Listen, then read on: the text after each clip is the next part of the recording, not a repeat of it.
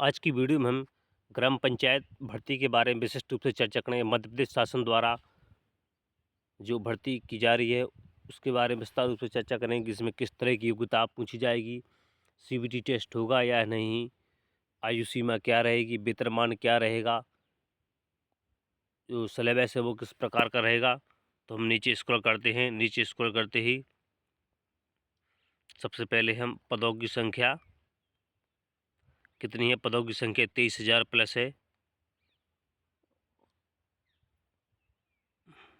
बात करें इसमें आरक्षण प्लस कोटा की, आरक्षण है जो पहले से कार्यरत है रोजगार सहायक के रूप में, उनके लिए 50% का कोटा सरकार ने निर्धारित किया है और 50% का कोटा आम कैंडिडेट के लिए है। जो इसकी बात करें इसमें लिखा है स्पष्ट आरक्षण के बारे में। मध्य प्रदेश सामान्य प्रशासन विभाग द्वारा जातियों के विभिन्न प्रवर्गों के लिए विविध आरक्षण संबंधी नियम जो बनाए गए हैं वो पहले से है प्रवर्तन भर्ती के लिए लागू होंगे। इसके नीचे स्क्रॉल करते हैं।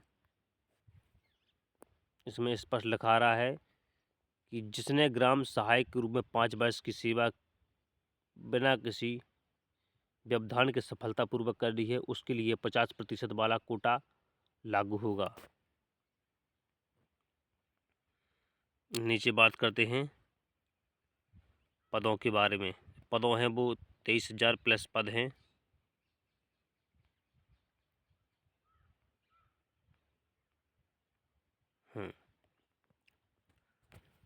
यह जो पद हैं ये 23,000 पूरे प्लस पद हैं।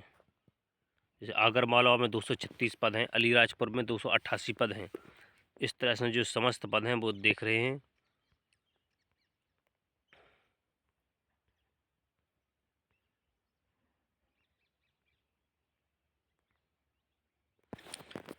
बात करते हैं इसकी आयु सीमा। इसकी आयु सीमा 21 से 35 वर्ष तक रहेगी, यानी 21 से 35 वर्ष तक रहेगी।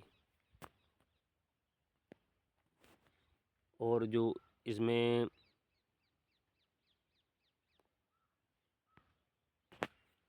35 वर्ष के पश्चात इसमें विशिष्ट छूट दी गई है जो कैटेगरी के अनुसार निर्धारित की गई है। अब बात करते हैं इसके नीचे वेतनमान की। वेतनमान मुख्य रूप से जैसे अगर आपने सचिव के रूप में, स्तर फर्स्ट की बात कर रहा हूँ मैं, स्तर 1 की बात कर, सचिव के रूप में कार्यभार ग्रहण करने की तारीख से 2 वर्ष की सेवा पूरी होने तक नियम 6 के उपनियम 2 के खंड 4 के अनुसार विस्तारित अवधि तक तो आपकी 10,000 रुपये प्रति माह वेतन रहेगी जो निश्चित है। और इसके जो दूसरा स्तर 2 है, स्तर 2 में लिखा रहा है कि 2 वर्ष की सेवा पूरी होने के पश्चात नियम 6 के उपनियम 2 खंड के 4 के नियम के अनुसार विस्तारित अवधि पूरी होने के पश्चात 19,500 से 62,000 तक आपकी जो 7वां वेतन लागू होगा वो रहेगा।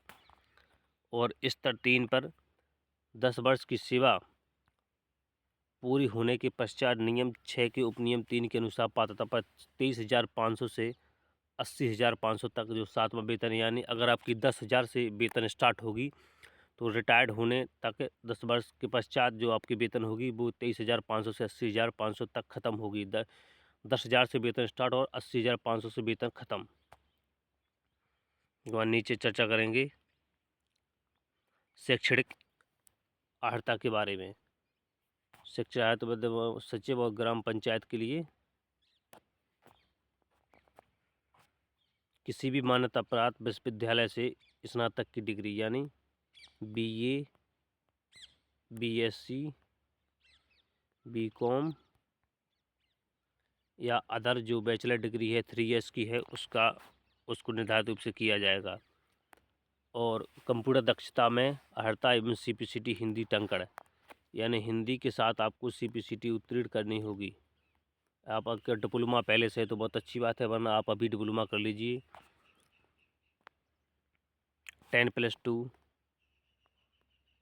10+2 प्लस DCA या PGDCA।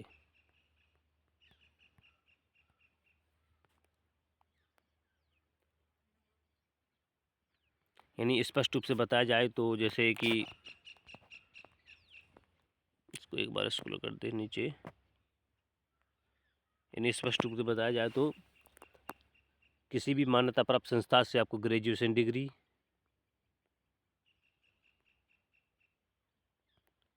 या कंप्यूटर डिप्लोमा जो 1 वर्ष या 2 वर्ष का निर्धारित होता है, और CPCT अनिवार्य रूप से चाहिए।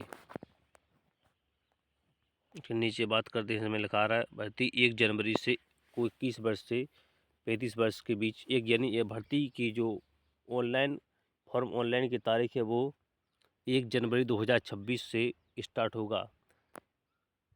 कर्मचारी चयन मंडली के अनुसार जो भर्ती है वो 1 जनवरी से स्टार्ट होगी, यानी 1 जनवरी से आपके फॉर्म ऑनलाइन होंगे।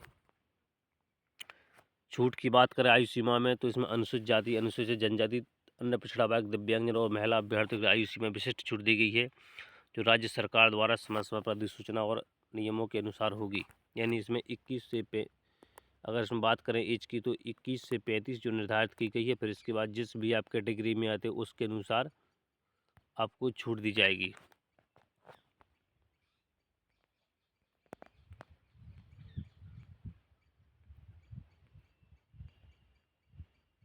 यह फॉर्म है, किस तरह से फॉर्म होगा इसके विशिष्ट विशिष्ट 2-3 बातों पर विचलित विस्तार से चर्चा कर लेते हैं। अगर इसकी सिलेबस के बारे में चर्चा करें तो सिलेबस रहेगा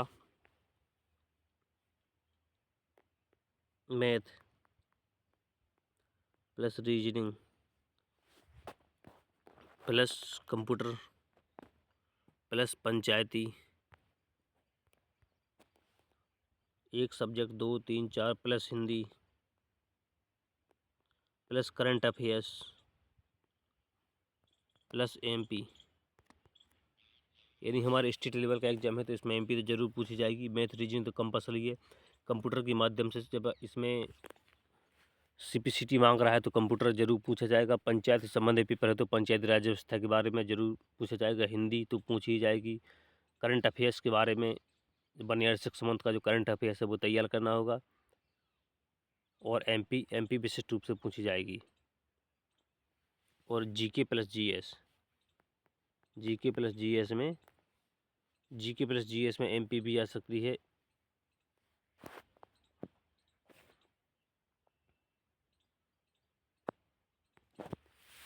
सिलेबस के बाद इसका जो पेपर होगा वो CBT के माध्यम से होगा।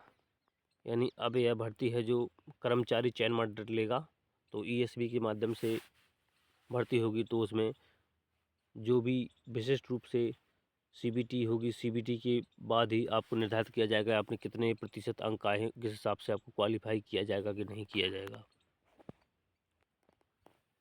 जो आयु सीमा रहेगी वो मैंने आपको बता दी कि 21 से 35 प्लस जो भी है कैटेगरी वाइज से वो उस हिसाब से आपको छूट रहेगी।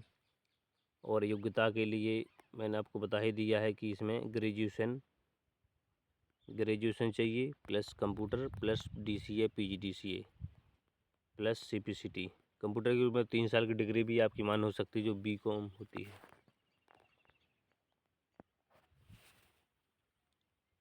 अभी काफ़ी टाइम है, आप निश्चित रूप से तैयारी कर सकते हैं।